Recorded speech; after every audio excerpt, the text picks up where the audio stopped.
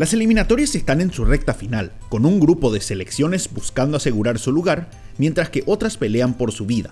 Aquí analizamos los 5 partidos de la fecha 15 y usamos el simulador de resultados para ver las chances de cada país. El primer partido del jueves 5 será entre Paraguay y Uruguay en el Estadio Defensores del Chaco. Ambos equipos están en zona de clasificación con 21 puntos, con Uruguay en el tercer puesto y Paraguay en el quinto, debido a la diferencia de gol, donde la Celeste saca 5 tantos de ventaja. Una victoria para cualquiera de los dos ya casi aseguraría su lugar en el Mundial.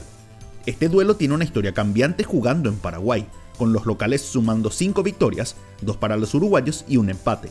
La cuestión es que Uruguay no pierde en sus últimas 3 visitas, incluyendo una victoria por 1-0 en el camino a Qatar. En las estadísticas de este partido, podemos ver que la Celeste tuvo un mejor encuentro, generando más chances y controlando la pelota, datos que llevaron al gol de Luis Suárez. Paraguay tendrá disponibles sus principales figuras con el retorno de Gustavo Gómez tras una lesión. No estará Alex Arce por un desgarro, mientras que su arquero Gatito Fernández sufrió una conjuntivitis pero estaría listo para el duelo. La principal duda está en el arco. Más allá de la situación de su ojo, Fernández perdió la titularidad en Cerro Porteño en el último mes, pero Alfaro afirmó que lo mantenía en el puesto. Por esta razón podría ingresar Orlando Gil, de excelente rendimiento en San Lorenzo esta temporada. Una de las fortalezas del equipo paraguayo desde que llegó Gustavo Alfaro es su resiliencia. En 4 de sus últimos 5 partidos estuvo abajo en el marcador, pero en todos ellos pudo remontar para lograr 2 victorias y 2 empates. El objetivo del técnico argentino será evitar caer en el déficit inicial para así tener un partido más tranquilo. El posible 11 de Alfaro sería con Fernández en el arco, Cáceres, Gustavo Gómez, Alderete y Alonso en defensa, Diego Gómez, Cubas, Galarza y Almirón en el mediocampo, Enciso y Sanabria en el ataque.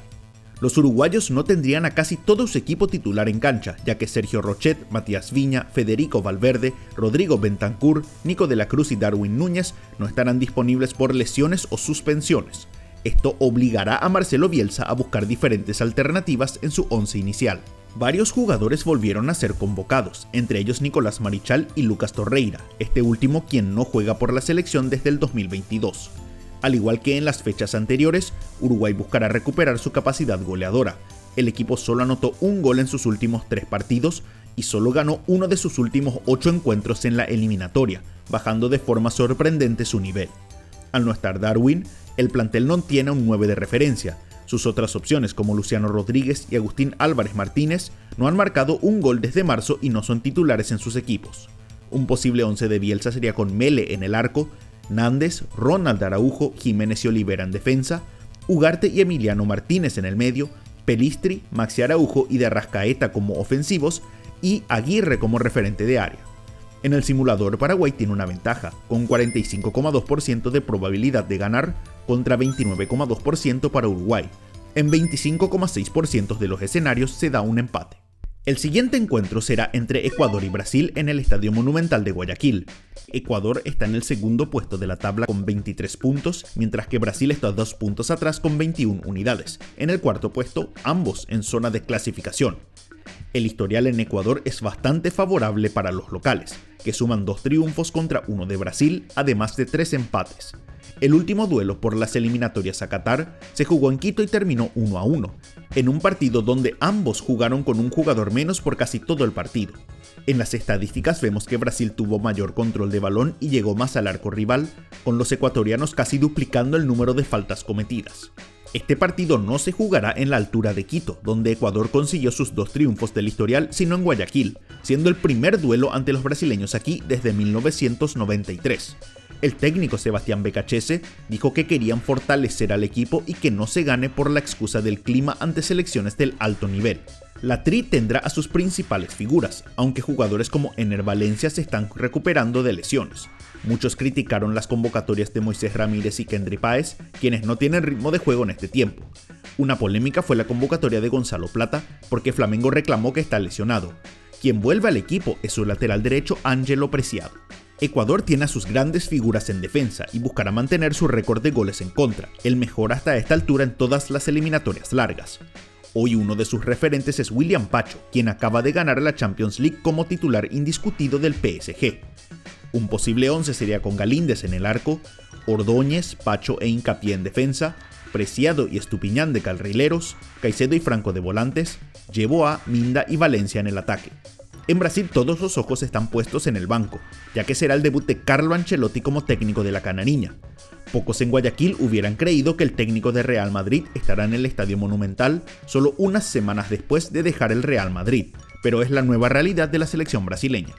Varios jugadores estarán ausentes, con Rafinha siendo la baja más importante por suspensión.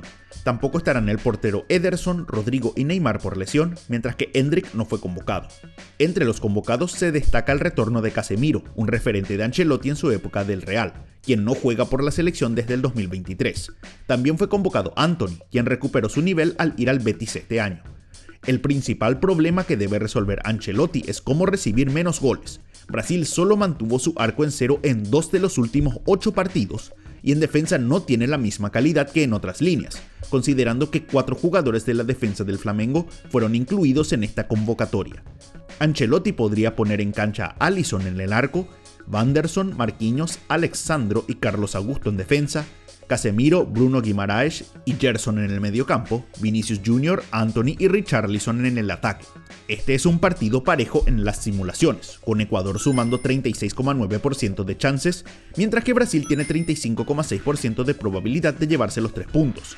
Hay también más chances de un empate, un 27,5%.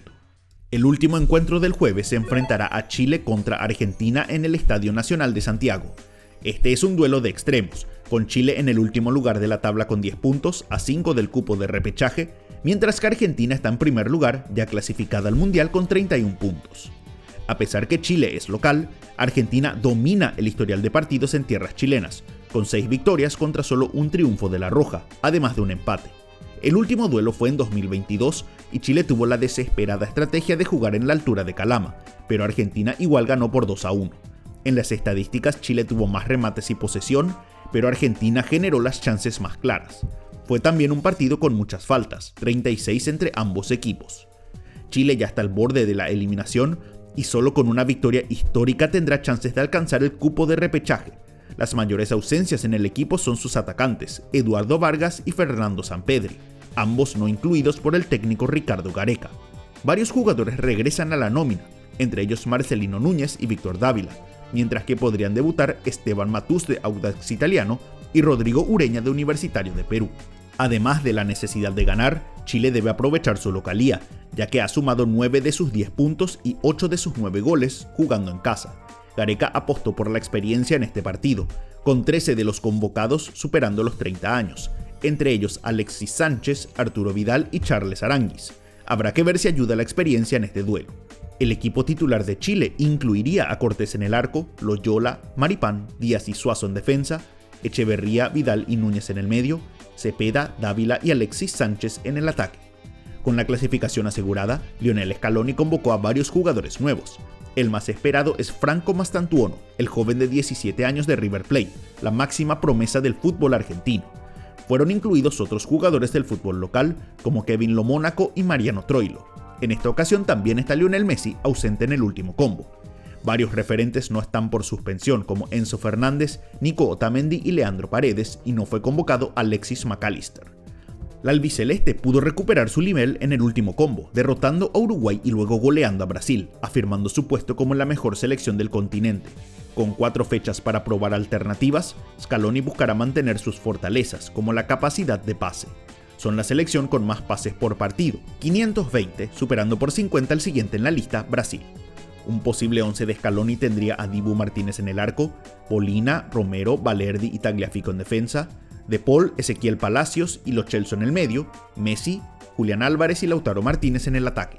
Este es el partido más parejo en números, con Chile ganando en 36,6% de las simulaciones, mientras que Argentina suma un 36,7%, con 26,7% de los escenarios terminando en empate. El primer partido del viernes 6 será entre Colombia y Perú en el Estadio Metropolitano de Barranquilla. Colombia está en sexto lugar de la tabla con 20 puntos, a 5 del cupo de repechaje, mientras que Perú también está a 5 puntos del repechaje pero por debajo, ya que suma 10 unidades. Este duelo tiene un claro dominio colombiano en los partidos que jugó de local, ya que ganó 7 contra 3 victorias peruanas y un empate. El problema es que el último enfrentamiento en 2022 terminó con una victoria por 1-0 de Perú, y fue el triunfo que permitió a la bicolor clasificar al cupo de repechaje en las eliminatorias a Qatar. Al ver las estadísticas es imposible entender cómo Perú ganó el partido, ya que apenas intentó 2 remates contra 26 de los colombianos, además de tener mucha menos posesión de balón. Fue una efectividad casi perfecta. Colombia tendrá una baja fundamental, Luis Díaz, figura máxima del equipo, quien no podrá jugar por acumulación de tarjetas. Díaz es el líder del plantel en casi todas las categorías ofensivas, incluyendo goles, remates, regates, faltas recibidas y toques en el área rival, por lo que Néstor Lorenzo deberá cambiar su táctica para dar más participación a sus compañeros. Otros ausentes en la convocatoria son Johan Mojica por lesión, Rafael Santos Borré y Carlos Cuesta, mientras que entre las novedades está Cucho Hernández, delantero del Betis, y el mediocampista Gustavo Puerta. El equipo colombiano sigue en su peor racha con Lorenzo como técnico, ya que solo sumó 1 punto en los últimos 4 partidos que disputó. En todos estos encuentros ha concedido goles, incluso desperdiciando resultados favorables. Deberán reducir la cantidad de remates en contra, ya que ante Paraguay recibieron 20, el número más alto de toda la eliminatoria. Un posible 11 sería con Vargas en el arco, Muñoz, Sánchez, Lucumí y Borja en defensa, Ríos y Lerma como volantes, Arias, James y Hamilton Campas, con John Hader Durán como delantero. Perú está en la misma situación que Chile, en que tiene que sumar en este partido sí o sí para tener una mínima chance de clasificar al repechaje. Sus chances de clasificación directa ya son nulas. El técnico Oscar Ibáñez consiguió una buena victoria ante Bolivia en el combo pasado, pero este será el rival más fuerte al que ha enfrentado.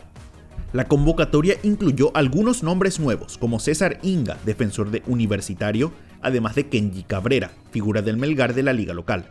Entre los ausentes está Aldo Corso, jugador clave en la victoria de 2022 ante los colombianos. Perú sigue siendo el peor equipo jugando de visitante en la eliminatoria, solo habiendo sumado 1 punto en la primera fecha ante Paraguay. Su peor estadística es que no ha marcado un solo gol en 7 partidos y apenas acierta un remate al arco por encuentro de promedio, un número bajísimo para cualquier equipo. Su esperanza para convertir volverá a ser Paolo Guerrero, quien ya tiene 41 años. Un posible equipo titular de Ibáñez tendría a Gales en el arco, Advíncula, Zambrano, Abraham y Marcos López en defensa, Tapia, Carrillo y Aquino en el medio, Polo, Reina y Paolo Guerrero como atacantes. Colombia es el claro favorito en este cruce, con un 59,8% de chances de ganar. Perú suma un 16,5% de probabilidad, mientras que empataron en 23,7% de los cruces. El último y más importante partido de esta fecha será entre Venezuela y Bolivia en el Estadio Monumental de Maturín. Aquí se enfrentan los 2 equipos que pelean el cupo de repechaje, con Venezuela en el 7º puesto con 15 puntos y Bolivia 1 punto abajo con 14. Sin dudas es el duelo con mayor implicancia de lo que queda de la eliminatoria, por la distancia que hay con los cupos por encima y por debajo. El historial de partidos jugados en Venezuela da una clara ventaja a la Vinotinto, con 7 victorias contra 2 victorias bolivianas y un empate. El último antecedente entre ambos por las eliminatorias a Qatar terminó con una goleada 4-1 a favor del equipo local en el primer partido de José Pekerman como técnico. Los números reflejan el dominio venezolano, que casi cuadruplicó el número de remates, además de controlar la posesión y la cantidad de pases intentados. Venezuela se juega todo en este partido, ya que será su rival más accesible de los 4 que quedan, además del hecho que es su competidor directo en la tabla. En la fecha pasada pudo romper una larga racha sin victorias, derrotando a Perú por 1-0 con gol de Salomón Rondón de penal. Entre los convocados sorprendió el nombre de Juanpi Añor, quien no juega un partido por eliminatorias desde el 2020. También volvió David Martínez, una de las figuras jóvenes del país.